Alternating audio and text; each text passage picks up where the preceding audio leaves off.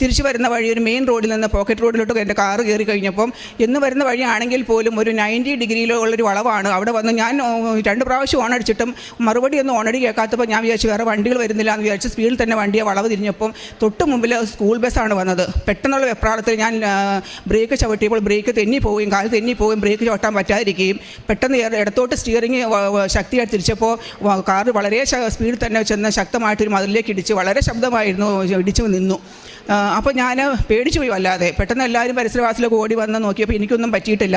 ഞാൻ ഇറങ്ങി നോക്കി എൻ്റെ കാർ തകർന്നു വിചാരിച്ചു. പക്ഷേ അതൊന്നും സംഭവിച്ചില്ലെന്ന് മാത്രമല്ല, തൊട്ട് മുമ്പിലൊരു 1/2 മീറ്റർ മാത്രം മുമ്പിലൊരു ഇലക്ട്രിക് പോസ്റ്റ് ഉണ്ട്. അവിടെ പോലും ഇടിക്കാതെ കൃത്യമായിട്ട് മതിലെ കൊണ്ടുപോയി വണ്ടി ഇടിച്ച് നിർത്തുകയാണ് ചെയ്തത്. എൻ്റെ വണ്ടിയുടെ ഇടതുവശത്തെ ഫ്രണ്ടിലെ വീൽ കപ്പ് മാത്രമേ പൊട്ടിപ്പോയുള്ളൂ, അത്രയും ശബ്ദം ഉണ്ടായിട്ടും. അപ്പോൾ ഞാൻ അന്നേരം മുതൽ എൻ്റെ മനസ്സിൽ തോന്നി ഇത് എൻ്റെ അമ്മയുടെ സംരക്ഷണമാണല്ലോ. അപ്പോൾ എനിക്ക് വിശ്വാസം വരാൻ തുടങ്ങി. ഉടമ്പടി എടുക്കുന്നവർക്ക് മാതാവിൻ്റെ സംരക്ഷണം ഉണ്ടാകുന്ന അച്ഛൻ എപ്പോഴും പ്രസംഗത്തിൽ പറയുന്നുണ്ട്. അപ്പോൾ